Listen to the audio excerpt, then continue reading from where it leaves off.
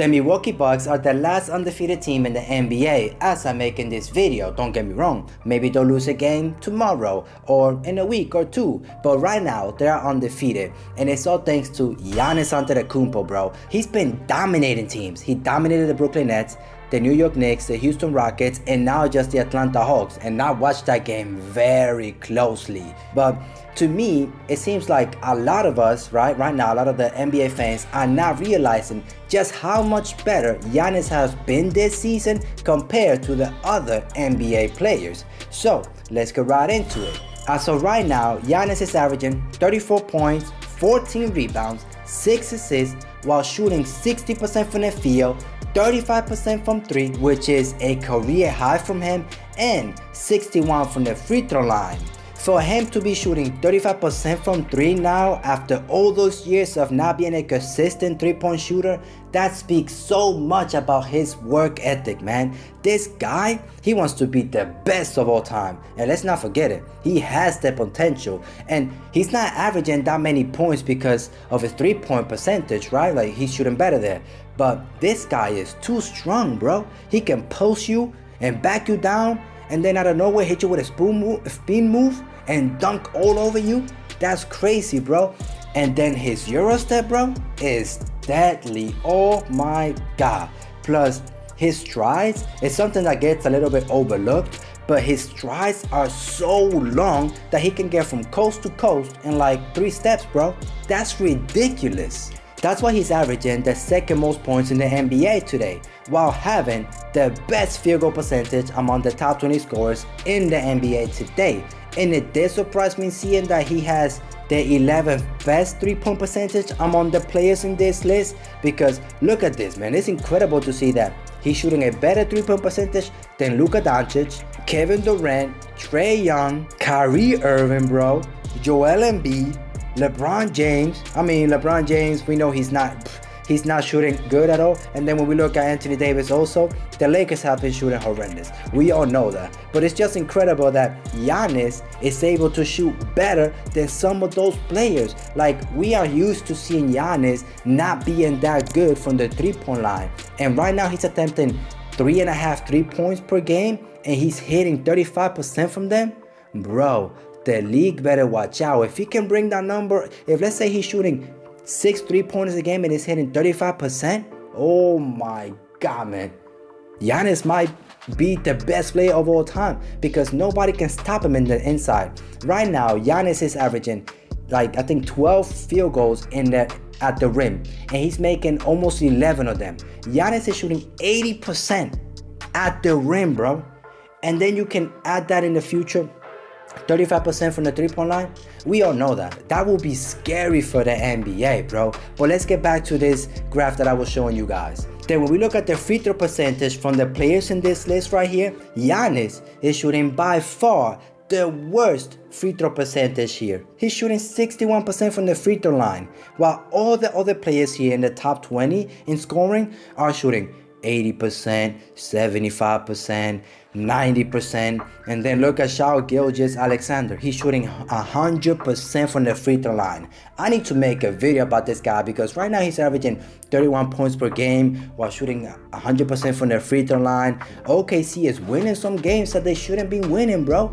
So let me know down in the comment section if you want me to break his game down. If you're interested in it, let me know down in the comment section. But Giannis, bro, that he's in the top 20 in scoring, not even say top 20, that he's averaging the second most points in the NBA today while shooting that bad at the free throw line is remarkable, bro. That thing is ridiculous. I want to talk about how incredible Giannis played in the game against the Atlanta Hawks, because that game felt like a playoff game. The Atlanta Hawks were 4-1 when they went into that game, and the Milwaukee Bucks were 4-0 as the last undefeated team in the NBA. And it was like the top teams in the East right now playing against each other. So it felt like a playoff game. And in that game, Giannis didn't start that strong. In the first half, he shot 1 for 7 from the field and shot 2 for 4 from the free throw line. But once that second half came, bro, the Atlanta Hawks couldn't do anything because in the first half, they were making a wall for Giannis, right? And then like Jrue Holiday, Bobby Portis, and Brook Lopez were kind of keeping them in the game. But then when that second half came, Giannis didn't look back, bro. He went and scored 30 points of the 34 points he scored in that game. And he did it in a fashion by just going into the lane, Euro step, dunk, Euro step, layup, and hitting tough layups, bro. Like tough. And in that game, he shot 10 for 15 from the field and 9 of 15 from the free throw line. That's incredible, man. And when the 5-minute mark hit in the fourth quarter, if I remember correctly, Giannis took over that game. And he did it in a fashion like I think he scored or assisted on the next 10 straight points, right? And the first bucket he hit, I think the game was like tied 100 to 100, right? And Giannis just went over, or Antetokounmpo like just ran through past him to the basket. And he hit a tough like left shot, hook shot, right? Which was an N1. And Giannis missed that shot. With, Giannis is shooting 60% from the free throw line right now. But the next play, he came right back and just hit a nasty dunk on John Collins, bro, like a poster dunk, right? That was nasty, oh my God.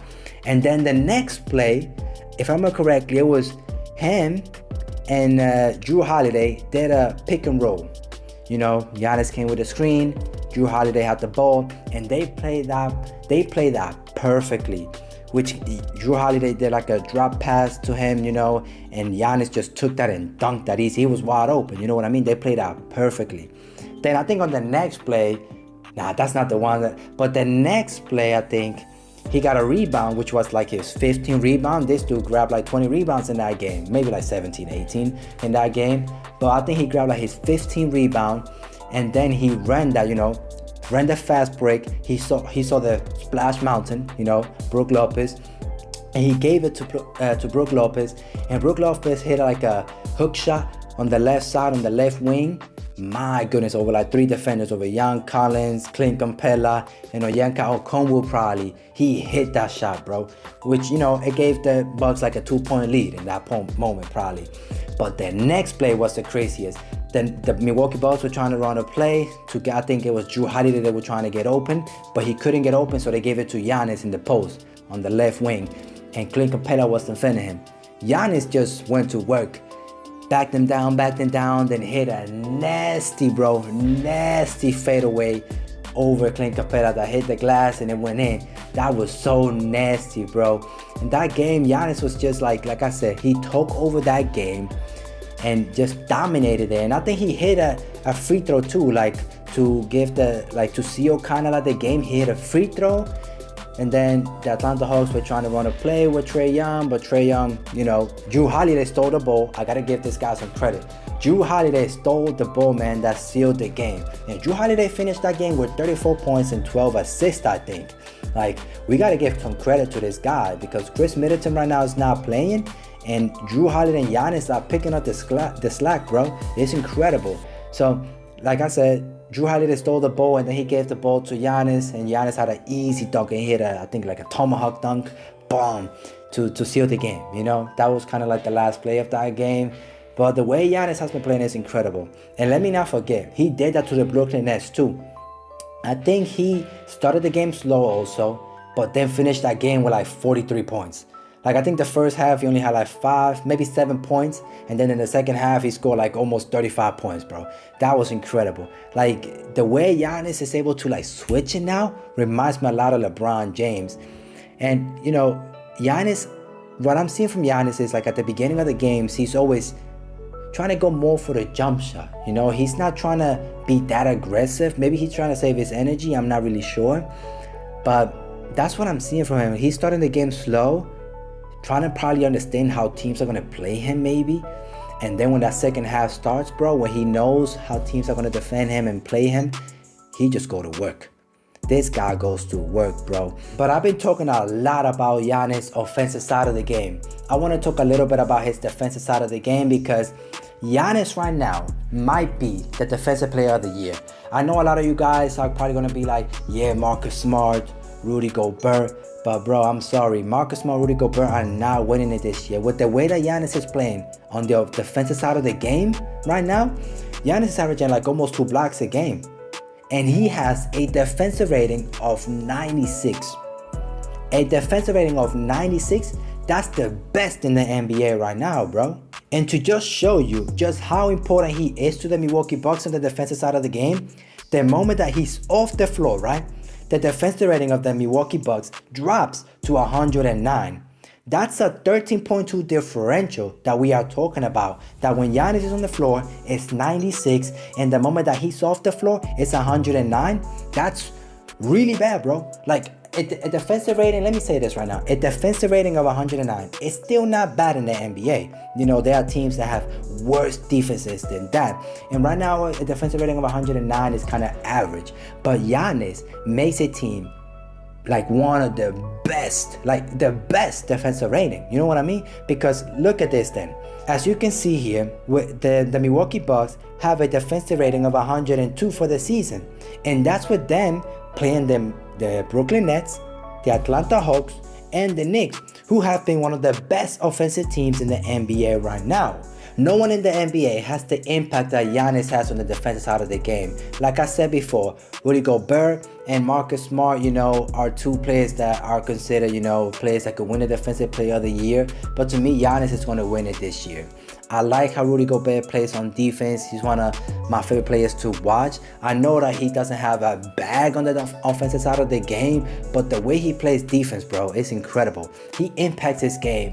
Incredible, bro. On the teams that he's been, they're always making it to the playoffs. That's good. And they win like 50 plus games almost every season. You guys remember the Utah Jazz, right?